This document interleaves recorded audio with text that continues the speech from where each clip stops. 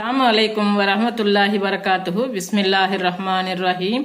அன்பான சகோதர சகோதரிகளே, எல்லாம் வல்ல அல்லாஹ்வின் நல்லடியார்களே, இன்று நாம் காணவிருக்கும் தலைப்பு ஒரு இறை நம்பிக்கையாளரின் தன்மைகள்.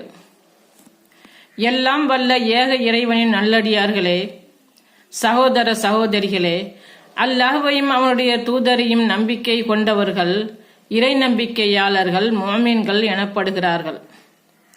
இவர்கள் பண்புகளை பற்றி திருமறை குர்ஆனும் ஹதீஸ்களும் நமக்கு பல செய்திகளை சொல்லித் தருகின்றன.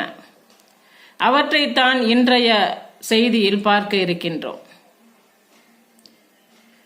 நபி ஸல்லல்லாஹு அலைஹி வஸல்லம் அவர்கள் கூறுகிறார்கள், இறை நம்பிக்கையாளர்கள் முஃமின்கள் ஒருவருக்கொருவர் துணை நிற்கும் விஷயத்தில் ஒரு கட்டடத்தை போன்றவர்கள் ஆவார். அதன் ஒரு பகுதி மற்றொரு